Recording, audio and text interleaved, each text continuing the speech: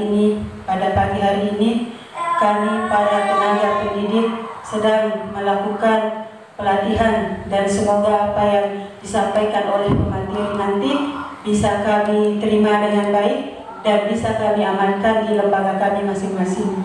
Dan apa yang disampaikan oleh pemateri nanti menjadi pahala jariah bagi para pemateri kita. Sekian, billahi taufiq wal hidayah. Wassalamualaikum warahmatullahi wabarakatuh. Sambutan sekaligus pembuka acara yang dibawakan oleh Bunda Paul Kecamatan Subudu. Kepada Ibu dipersilakan.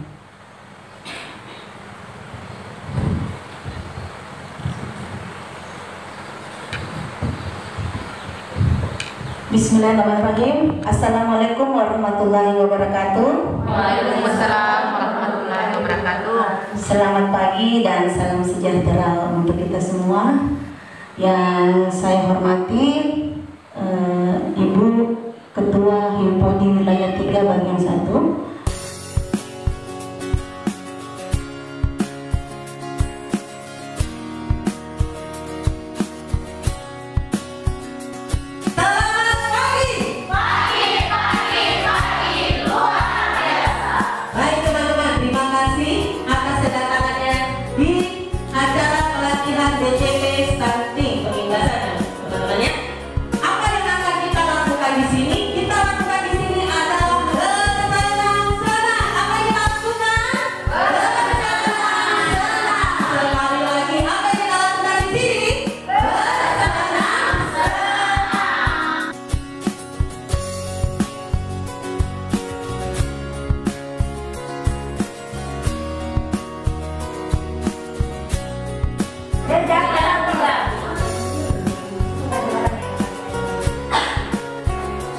Ayo dipersilakan, jangan dibuka dulu.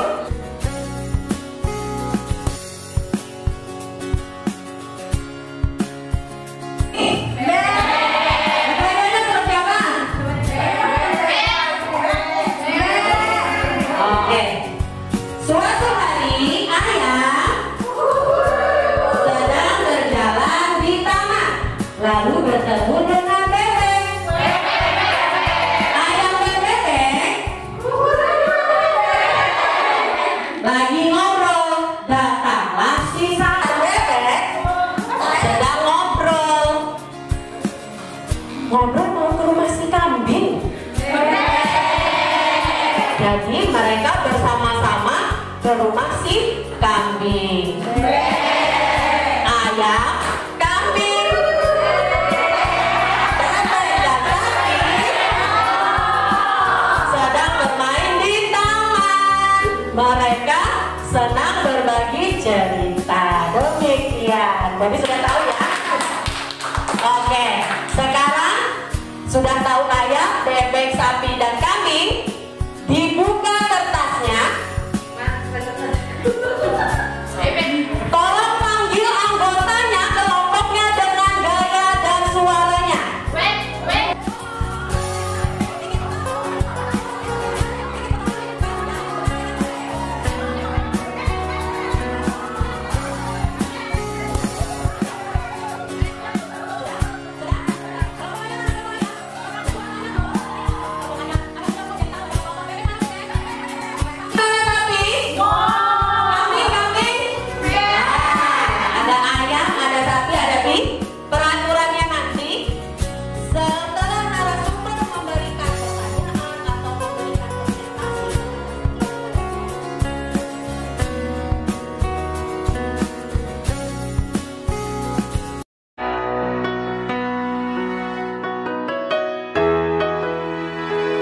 Baik, assalamualaikum warahmatullahi wabarakatuh.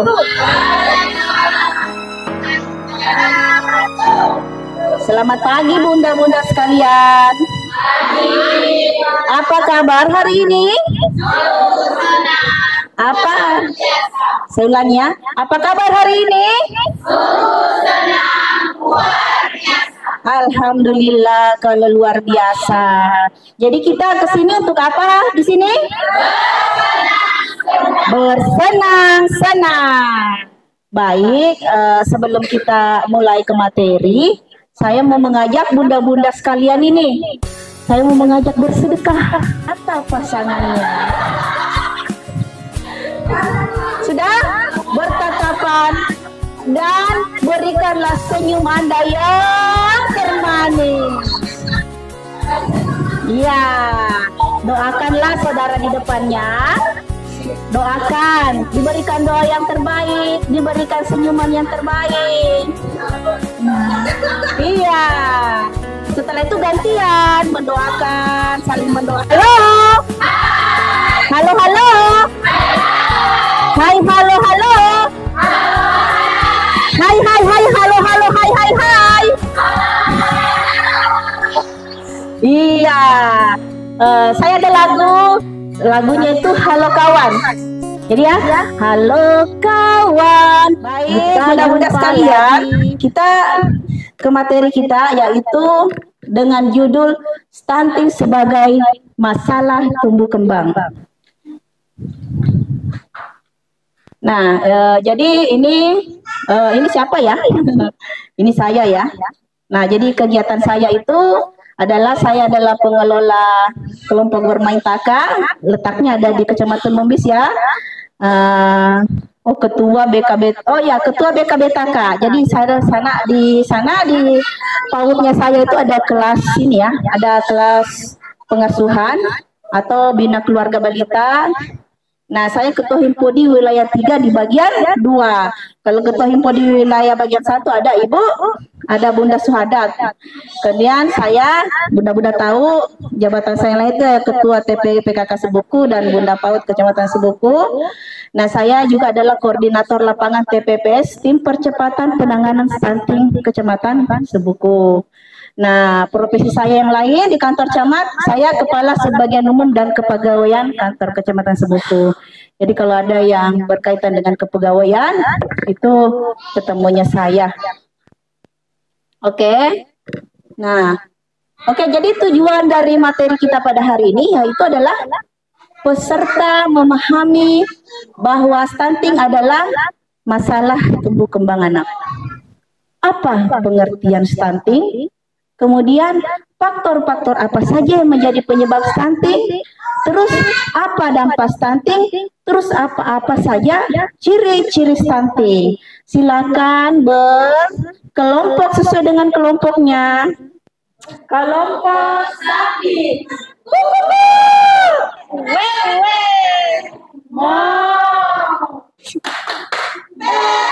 Yang pertama yaitu pengertian stunting. Stunting adalah gangguan pertumbuhan atau perkembangan pada anak.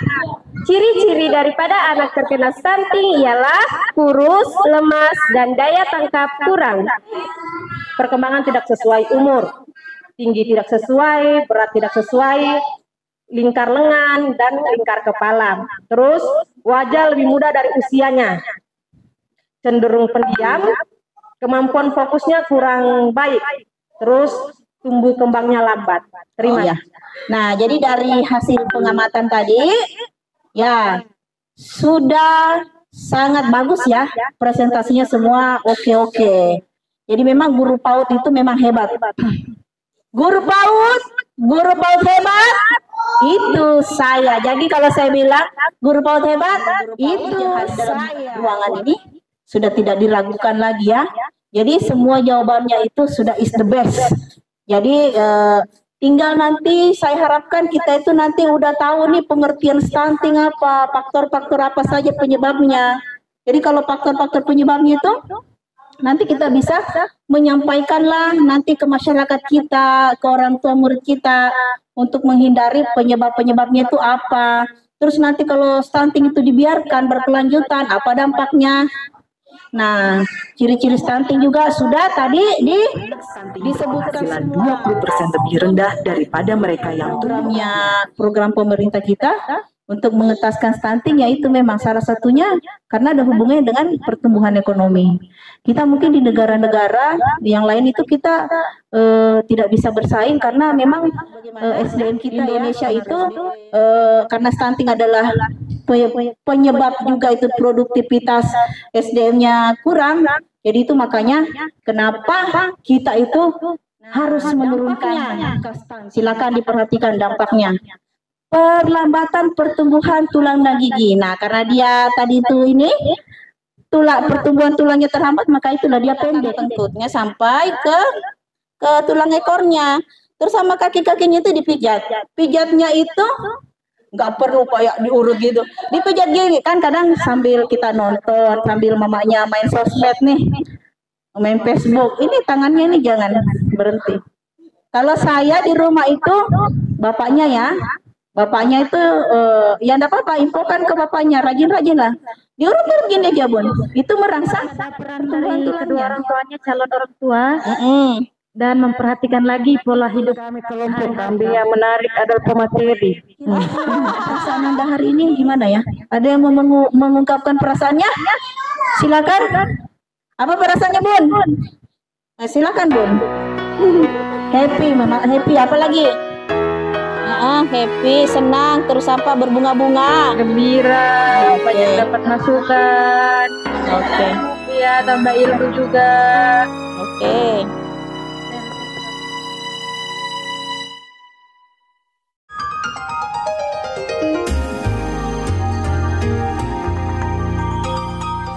Baik, saya ulang kembali. Assalamualaikum warahmatullahi wabarakatuh. Selamat pagi semuanya. Saya ucapkan dirgahayu kemerdekaan Republik Indonesia. Merdeka. Kita mau apa? Mantap. Kedua,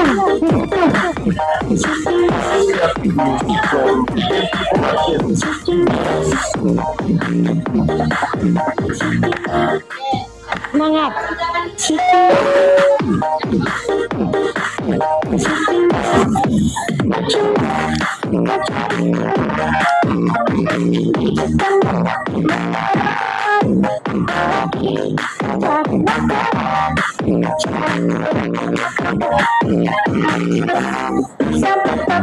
Adapun judul materi kita pada hari ini yaitu pencegahan stunting melalui pengasuhan dan stimulasi di satuan PAUD bagi anak baru lahir sampai dengan usia 2 tahun. Sebelum kita masuk ke materi, perkenalkan, ada yang tidak kenal dengan saya? Tidak ada. Sudah dikenal. Jadi baik, seperti yang Ibu tahu, nama saya Nurfadila Andi Hamid. Saya bekerja dong. Gitu kalau sudah bergerak. Nama saya Nurfadila Andi Hamid. Kegiatan saya yang pertama adalah pengurus Himpodi Provinsi Kalimantan Utara.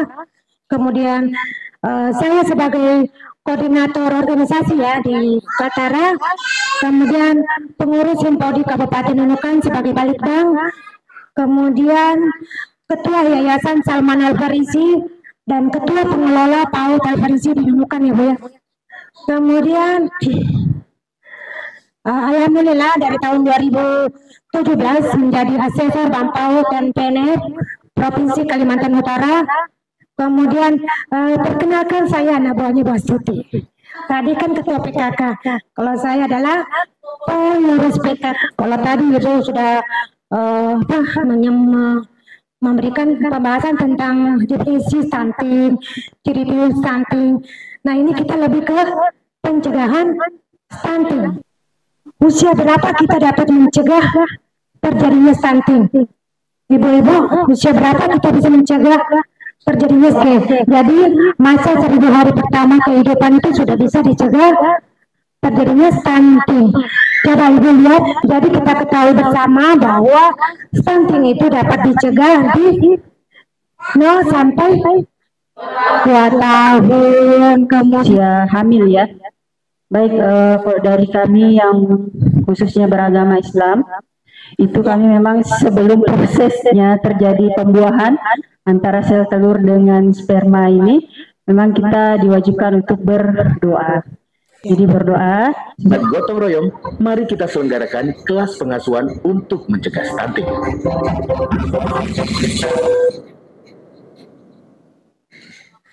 Oke, sudah selesai menonton videonya. Silakan mengambil post-it.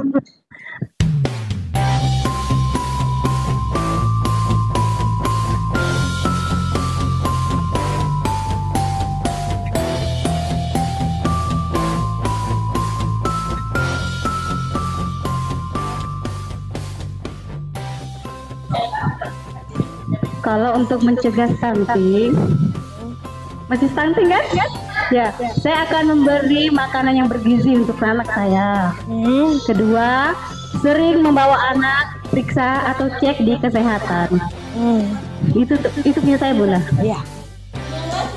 Menurut saya dari video itu kita sebagai guru ialah mendidik anak murid kita dengan kreatif, luas, bebas, namun tetap dijaga agar perkembangan dari sang anak bisa kita ketahui dan kita ada yang kurang bisa kita perbaiki dan ada yang lebih bisa kita jadikan pelajaran untuk anak-anak yang lain. Terima kasih.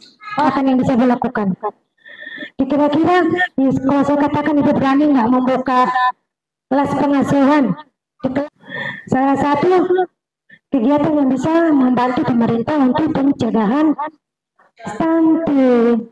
Nah, kita guru PAUD harusnya wajib membuka kelas pengasuhan. Kelas pengasuhan itu bisa posyandu. Kalau kita tidak ngerti tentang kesehatan, kita boleh kok kerjasama dengan tenaga kesehatan.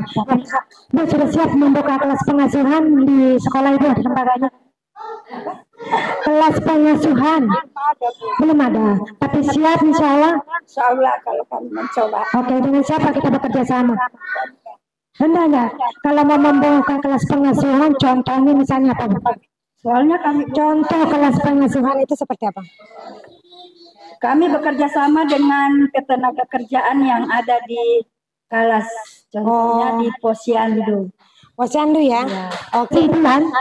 Pada materi kita hari ini, pengasuhan dan pemberian stimulasi yang baik dan tepat akan memberikan rasa kasih sayang yang cukup bagi anak, dan anak akan lebih cenderung mudah diberikan pengasuhan dan stimulasi yang baik sehingga dapat bertumbuh dan berkembang secara optimal.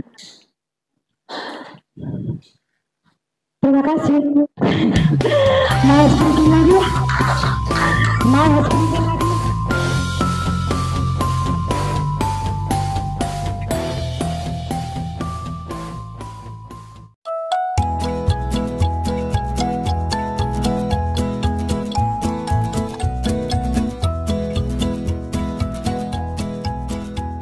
Assalamualaikum warahmatullahi wabarakatuh. Masih semangat? Masih semangat? Semangat pagi? Semangat pagi? Wow, ada 50 RT di sini yang bersuara. Walaupun sudah siang-siang bolong, tetap ya, tetap kita masih semangat pagi. Baiklah teman-teman, saya akan membawakan tentang materi perkembangan anak usia dini. Sebelum saya masuk materi ini, saya mau memperkenalkan diri dulu. Nah, itu siapa ya? Itu saya, namanya Syuhada. Terus saya pengelola PAUD di KB Kasih Ibu. Ada yang belum kenal saya di sini kayak? Nggak usah lah saya perkenalkan diri ya. Udah kadaluarsa. Jadi saya punya moto hidup, biarpun saya sudah begini-begini, tapi moto hidup saya tuh terus berjuang meskipun langkah tertatih-tatih. Ya, sudah dulu dong. Iya, tidak ada batasan usia. Tujuan bahasan 1, dapat memahami pertumbuhan dan perkembangan anak usia dini. Kedua, peserta dapat memahami tahapan perkembangan anak usia dini. Ketiga, peserta dapat memahami berbagai lingkup perkembangan anak usia dini. Keempat, peserta dapat memberikan dukungan yang dibutuhkan untuk perkembangan anak secara menyeluruh. Yang kelima, peserta juga dapat memahami pentingnya menstimulasi anak pada 1000 hari pertama kehidupan. Jadi ini kenapa tujuannya kita membahas ini, yaitu untuk memahami pertumbuhan, memahami tahapan perkembangan, dan memahami berbagai lingkup perkembangan anak, serta mendukung apa yang dibutuhkan anak, serta memahami pentingnya menstimulasi pada anak 1000 hari pertama kehidupan. Kita lanjut ya. Nah, faktor apa yang mempengaruhi perkembangan anak? Ada yang bisa sebutkan faktor apa yang bisa mempengaruhi perkembangan anak? Ada yang bisa angkat tangan? Saya mau salah satu angkat tangan tanpa saya tunjuk, atau nanti kalau tidak ada yang mau angkat tangan saya tunjuk sendiri. Itu memaksa. Ayo, ada yang tahu? Berarti garis besarnya apa tadi, Bu? Mental. Ada yang boleh tambahkan? Pengaruh menghambat pertumbuhannya? Sedikit aja, mungkin karena makanannya kali kurang bergizi. Oke, kita lanjut ya. Kedua, faktor lingkungan, budaya, dan nilai keluarga pada setiap individu. Terus, juga ada tadi asupan gizi yang disebut Ibu tadi, ada enggak di situ? Ada ya. Terus gangguan fisik. Nah, seperti yang tadi kita bahas dari materi 1 dan materi kedua, semuanya tentang gangguan fisik, yaitu stunting. Terus penyakit yang berulang-ulang. Nah, inilah pentingnya seorang guru muda yang harus melihat kondisi anak didiknya.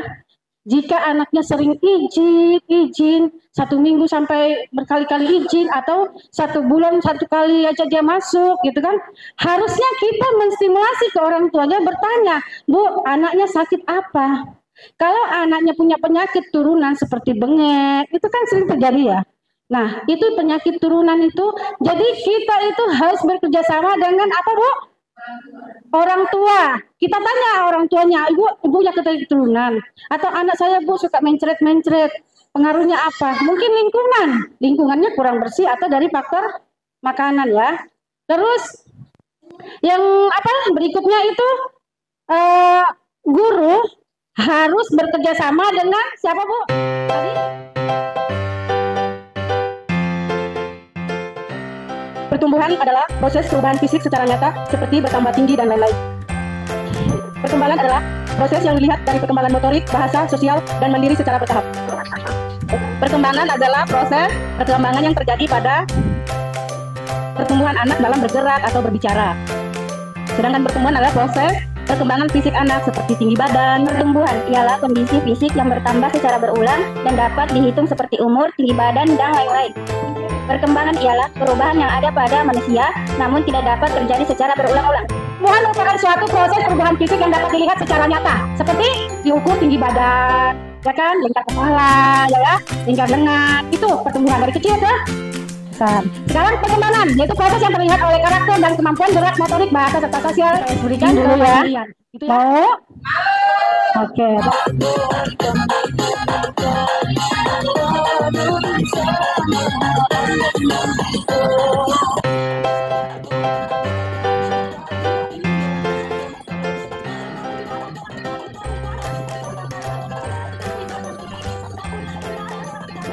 Setelah saya melakukan itu, saya harus apresiasi. Wih, pintar, hebatnya,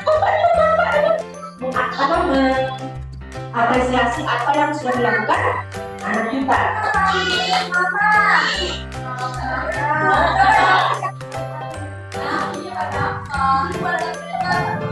Ya, 1, 2, 3, oke. Hebat anak muda.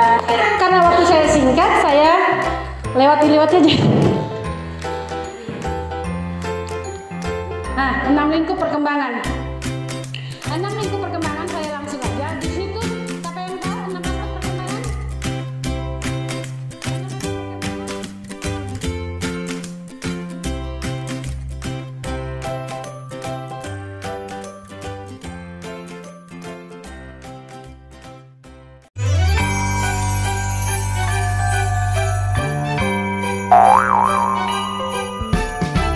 Selamat pagi.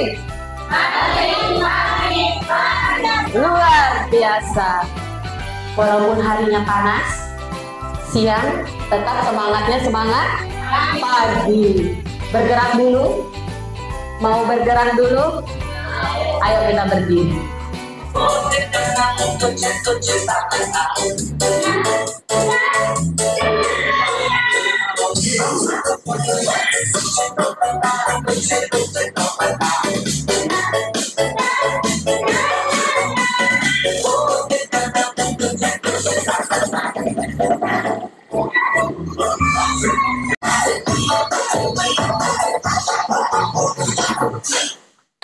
Izinkan saya memperkenalkan diri. Bantu saya. Boleh dengan pantun?